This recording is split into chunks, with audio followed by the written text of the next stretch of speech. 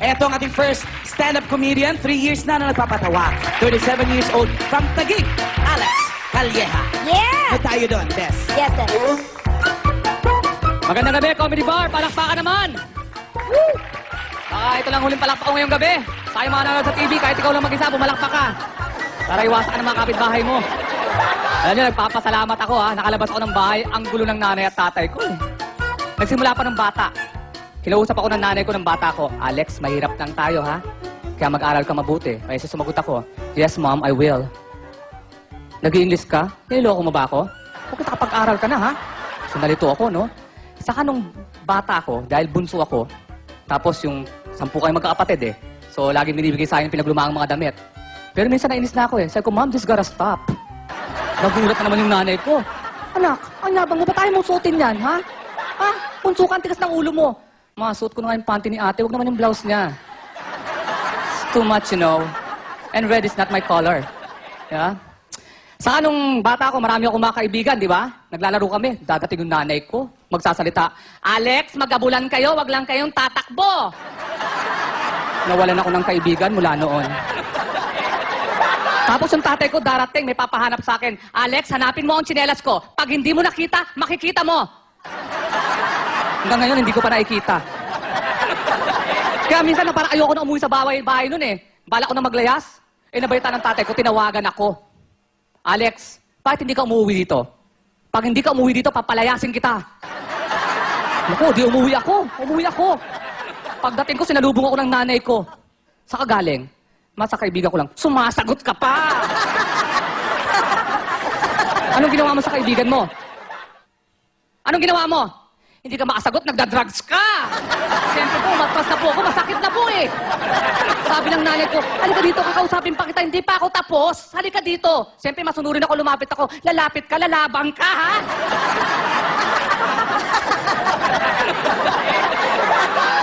Ang saya ng ano ko, tawa kayo ng tawa dahil ako nasasaktan. Itong hapon naman, hindi nakakaintindi, tawa ng tawa. Kodyo? Tama nga. Ay, hindi ako kilala, talagang ginagalang din ako. Hindi ako artista. Nasa labas na ako. Sa nanay at tatay ko na nanonood ngayon, marami pong salamat sa inyo at nagkaganito ako. At sa Comedy Bar, magandang gabi sa inyo lahat at salamat po sa bibigay ko. Ako po si Alex Calleja. That's Alex Calleja! Alex, paano ka nagsimula maging stand-up comedian? Tawa-tawa ako sa'yo ah. Sa gutom. Halika dito. Sa gutom po. Sa? Nagsimula sa gutom. Sa gutom? Opo. Gutom ka hanggang ngayon. Umorder ka nga? Oo. In fairness naman, Bes. Nalilito In na rin. fairness naman, Bes, kay Alex, ang galing niya. Oo. Yung mga Salamat po. materials na ginamit niya, may nadinig na akong iba, pero ang dami kong nadinig na first time kong narinig. Tama. At saka, Bagong mga materyales. hindi madali na humarap ka sa mga tao, pero hindi siya nakalimot. Dire-diretso. Tama yan. Wala siyang stage fright. Galing, Salamat galing po. ni Alex. Palapakan Salamat po. natin. Thank Salamat you po so sa inyo. much. Let's all welcome Orca!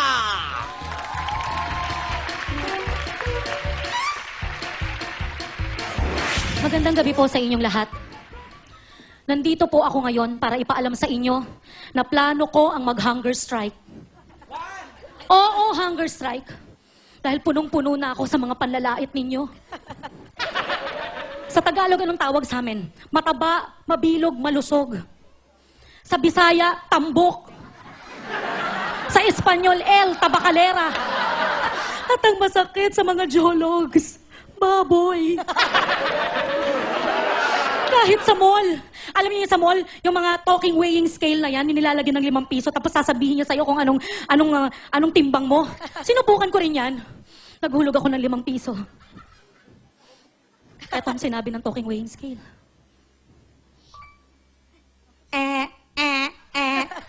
One at a time. One at a time. One at a time. One at a time. Ang sakit. Marami na rin akong pinasukan na trabaho na pinakinabangan nila ang katawan ko. Nagtrabaho ko sa mga resorts. Sa 5 feet, susulong ako para maging 9 feet. Para at least daw makakatipid sila sa tubig. Sa wave pool, susulong lang ako, igagalaw ko lang ang katawan ko, kusang magwe-wave ang pool. Para makatipid sila sa kuryente. Kaya ko rin magpapayat. Wala lang ako sa mood. Lahat na ng diet pill sinubukan ko. American pills, Japanese pills, Bangkok pills, pati birth control pills. Sinubukan ko rin. Walang epekto. Tamang gutom lang parate. Pati yung mga outfit na yan. Bakit? Mga sexy lang ba ang kaya maging fashionista? Kaya ko rin. Ba, sinubukan ko rin yung mga leather outfit na yan. Maganda naman. Napagkamalan nga lang akong sofa. Sinubukan ko magsuot ng striking yellow. Naglalakad ako sa daan, pinapara ako ng mga tao. Akala taxi ako. Pati yung mga animalistic look na yan, yung mga leopard look, yan, mga tiger look outfit, sinubukan ko rin yan. Mukha lang akong busog na pusa. Pati yung mga tube na yan, yung mga fit na dress, sinubukan ko rin yan. Tapos biglang may lalapit sa'yo, Miss, nasaan ang dibdib mo? Magkapantay lang daw bilbil ko tsaka dibdib ko. Ang sakit, di ba? Pati ang girdle na yan. Tatlo, patong-patong na girdle para lang hindi makita yung puson ko, hindi mahalata. Kakagirdel, puson ko umangat sa leeg ko parang naging goiter. Ano to? Pati sa mga laundry shop na yan. Pag nagpapalaba ko, panty ko na-checkan pillowcase. Ano to?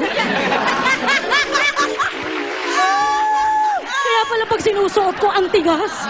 Enalmirol, ano to? May tiklop sa gitna. Ang sakit. Pero ito lang masasabi ko sa inyo. Hindi na ako makatiis. Gusto ko yung kasuhan. Kakasuhan ko kayo ng pigiri. Sa Tagalog, pambababoy. Maraming salamat po. Ang husay! Grabe! Galing mo! Grabe! O, hindi ka you are so sexy! Di ba, sexy Tama. ka? Thank you!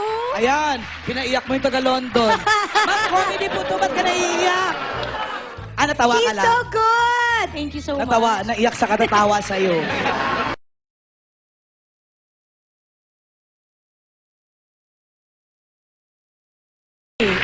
Mga kaibigan, pasalubungan natin ng palakpakan ang ating bagong chairman, Chairman Norman! Magandang gabi po sa inyo lahat! Magandang gabi po. Ako po si Chairman Norman. Handang mag-wish po ng buhay para sa aking barangay. Kayo, Mami, taga-sampung barangay kayo. Walang kwenta. Kayo po, Kuya. Nak, malungkot. Kung ako sa inyo, lumipat tayo sa barangay ko. Dahil sisiguraduhin ko sa inyo, masaya ang aking barangay. 18 years po ako nagsilbi bilang kagawad. Pero ngayon, sa magkakataong to, ako na po ang magiging chairman. Bakit kamo po?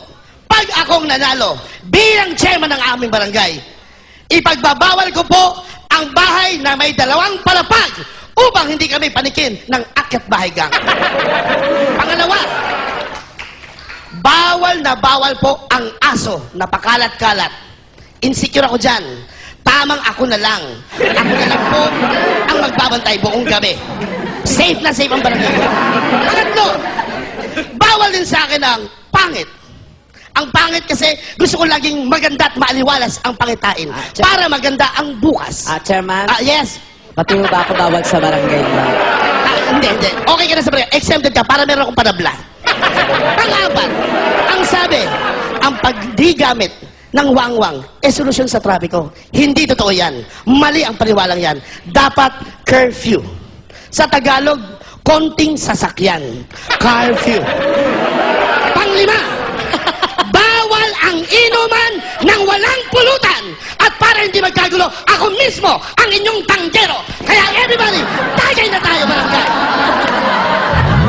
Pero, alam niyo mga kaibigan, sa tagal kong tumatakbong chairman, minsan hindi pa ako pinagbigyan. Pag 8 beses ko na to. Minsan iniisip ko na nga lang, tapusin ang pangarap ko. Andyan yung natalo ko, dadaan sa bahay ko. Chairman, nek-nek mo. Wala naman akong leeg. Inisip ko minsan magpakamatay. Naglagay ko ng lubid dito, tinali ko sarili ko. Anong nangyari? Dumulas lang. Uminom ako ng maraming gamot. Nagdilim ang paningin ko. Tuwang-tuwa ako. Maya-maya pagdilat ko, okay na naman ako. Sabi ko, Dok, anong ginawa nyo? Dinukot lang yung gamot sa lalamunan ko. Sabi ko, paano kaya to? Pero sa pagkakataong to, sigurado ako, pag ako ang nanalo, lahat ng kalaban ko, talo. At kung akong mananalong chairman ninyo, isa lang ang masasabi ko, kayo ang boss ko, at ako ang big boss nyo. At ang ating magiging motto, tandaan nyo, ang motto natin, tapat ko, mali, tapat ko, akin ito.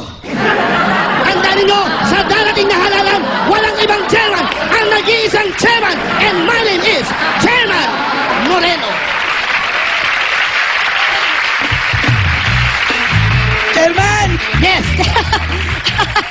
Bakit ka ba galit na galit? Kasi pang 8 takbo ko na, hindi pa ako manalo-nalo. Baka kasi hindi mo sila kinantahan.